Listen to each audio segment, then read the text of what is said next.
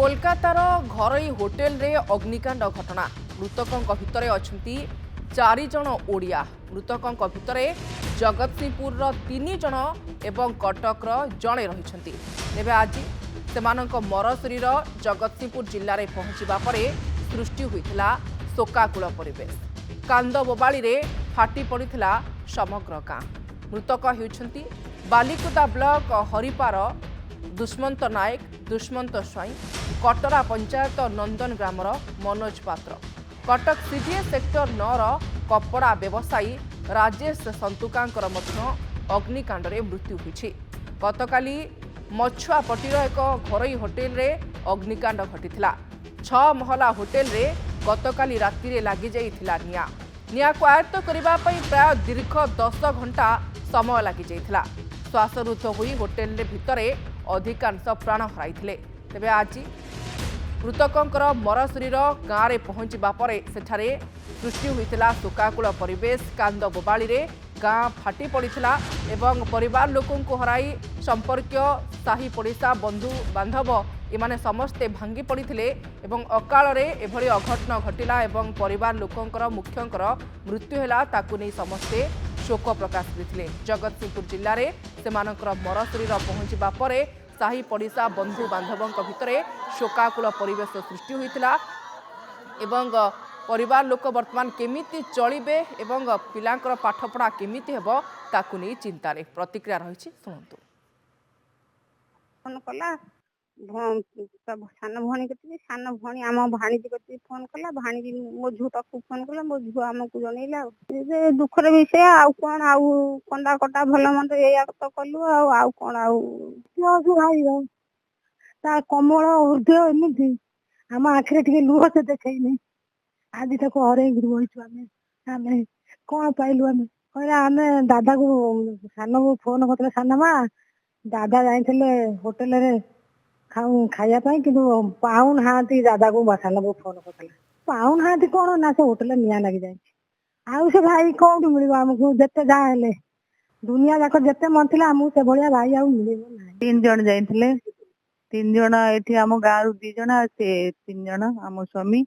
3 जण जाइथिले सेठी रही मो फोन सातटा करथिले उठैथिले तापरे आउ फोन 9टा पर फोन करछि फोन उठा फोन करी फोन बंद हो गला तापर के कहले जे होटल रे एरकम होयछि तापर सकाल तक आम पुओ जाइकी देखले जे बाबा बड़ी अछि एठी तापर पुलिस रे सब कागज पत्र करी हमरा गाड़ी करी से माने गाड़ी करी देले आमे घर को आइछि घर काम करी आमे कोलकाता पळाइबु से ऋतुराज होटल रे रात्रि यापन करथिले दुर्भाग्यवशतः से होटेल निया लगी जिबारु 13 जन मृत्यु घटिला एवं ता भितर आम ग्रामर 2 जन व्यक्ति रही आउ 2 जन तो आम ग्रामर दुष्मंत नायक आम ग्रामर समस्त जिते ग्रामर माने ग्रामवासी काम हो सामूहिक काम हो क्या परिवार दुख हो समस्त सुख दुख भाग्य होते समस्त आज गाँ कांदू संपूर्ण गाँ आज भांगी पड़ी ए संपर्क में आलोचना करने जगतसिंहपुर आम रिपोर्टर दीप्ति जोड़ी होती दीप्ति अत्यंत अभावनीय घटना किंतु आज जितेबले मृतकों मर शरीर गाँव में पहुंची जगतसिंहपुर जिले में समग्र अंचल में शोकाकूल परिवेश सृष्टि होता हाँ शुभलक्ष्मी मुझे कही रखा चाहे जगतसिंहपुर जिले में आज 3 शव पहुंची शोकाकूल परिवेश सृष्टि होती जगतसिंहपुर जिलार तीर्थल कटरा नंदन ग्राम और बालिकुदार घटी आपंकर अंचल बालिकुदा अंचल घटना घटी 3 जीवन चली जाइए आम यही कही रखा चाहे कलिकता बड़ बजार एक निर्दिष्ट होटेल एक भयानक अग्निकांड घटी मंगलवार राति पाखापाखि 8टा बेले यही समय घटन माने पाखापाखि अग्निकांड 3-4 ओडिया समेत 15 जन जीवंत दग्ध होते जबन दग्ध भितर 3 जन थे जगतसिंहपुर जिलार कटरा नंदन ग्राम थे मनोज पात्र एवं बालिकुदा आपंकर बालिकुदा हरिपार थे दुष्मंत स्वाई एवं दुष्मंत नायक एवं आम जो मनोज पात्र कथा कहले मनोज पात्र शला हूँ दुष्मंत नायक एवं दुष्मंत नायक सांग होती दुष्मंत स्वाई ये 3 जन जाते कलिकता जाते बिहार बिहार संपर्क एक होटेल होटेल ମାନେ ବ୍ୟବସାୟ ପ୍ରତିଷ୍ଠାନ ଉଦ୍ଘାଟନ କାର୍ଯ୍ୟକ୍ରମ ଥିଲା ସେଠି ଯୋଗ ଦେବାର ରହିଥିଲା ତେଣୁ ଟ୍ରେନ୍ ଟିକେଟ୍ ଠିକ୍ ସେ ହେଇପାରି ନଥିଲା ବୋଲି ସେ ଗୁରୁବାର ଯିବାର ପ୍ରୋଗ୍ରାମ ଥିଲା ମଙ୍ଗଳବାର ରହିଯାଇଥିଲେ ରାତିରେ ସେ ହୋଟେଲ ଭିତରେ ଏବଂ ପାଖାପାଖି 8ଟା ବେଳେ କୌଣସି କାରଣବଶ ଅଗ୍ନିକାଣ୍ଡ ଘଟିଥିଲା ଏ ଅଗ୍ନିକାଣ୍ଡରେ ଏ ତୃତୀୟ ମହଲା ରହୁଥିଲେ ମଧ୍ୟ ତଳକୁ ଆସିପାରି ନଥିଲେ ଏତେ ଜୋର ନିଆଁ ଭୟଙ୍କର ନିଆଁ ଅଗ୍ନିକାଣ୍ଡ ଘଟିଥିଲା ସେ ନିଆଁ ଏବଂ ବାଷ୍ପ ଏରେ ସେ ଅନିଶ୍ୱାସ ହେଇଯାଇଥିଲେ ସେଥିରୁ ବାହାରି ପାରିନଥିଲେ ଜୀବନ ଜଳି ଦଗ୍ଧ ହେଇଯାଇଥିଲେ ଏ ଖବର ଯେତେବେଳେ ଗଣମାଧ୍ୟମରେ ପ୍ରକାଶ ପାଇଲା ବୁଧବାର ଦିନ ଗଣମାଧ୍ୟମରେ ପ୍ରକାଶ ପାଇଲା ଜଗତସିଂହପୁର ଜିଲ୍ଲାରେ 3 ଜଣ ଜୀବନ୍ତ ଦଗ୍ଧ ହୋଇଥିବା ଖବର ଦୁଃଖର ଛାୟା ଖେଳିଯାଇଥିଲା ସମଗ୍ର ଜିଲ୍ଲାରେ ଏ ଖବର ଶୁଣିଲା ପରେ ଗ୍ରାଉଣ୍ଡ ଜିରୋରେ ପହଞ୍ଚିଥିଲା ନନ୍ଦିଘୋଷ ଟିଭି ଏବଂ ତା କ୍ୟାମେରା ପହଞ୍ଚିଥିଲା ଆଉ ଗ୍ରାଉଣ୍ଡ ଜିରୋ ସ୍ଥିତି ପରୀକ୍ଷିଥିଲା ଯେଉଁ 3 ଜଣ ମରିଥିଲେ ସେମାନେ ସେ ଜଗତସିଂହପୁର ଜିଲ୍ଲାର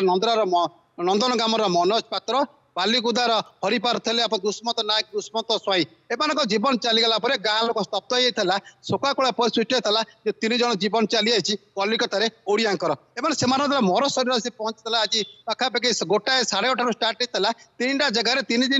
3ଟା ଶବ ପହଞ୍ଚିଥିଲା ଗାଡ଼ି ଭ୍ୟାନ୍ ପହଞ୍ଚିଥିଲା ସରକାର ତରଫରୁ ଭ୍ୟାନ୍ ପହଞ୍ଚିଥିଲା ମର ଶରୀର ଏ ଖବର ଯେତେବେଳେ ପହଞ୍ଚିଗଲା ଏ ଶୋକାକୁଳ ପରିସ୍ଥିତି ହେଇଥିଲା ଶବକୁ ଅପେକ୍ଷା କରିଥିଲେ ସମସ୍ତେ ଯେ ଶବ ଫେରିବ ଗାଁରେ ସ୍ତବ୍ଧ ହେଇଥିଲା ଯେ ଆମର 3ଟା ଜୀବନ କାଲି ଯେ ଆମ ସେ କଥା ହଉଥିଲା ଆଜି ସେ ନାହିଁ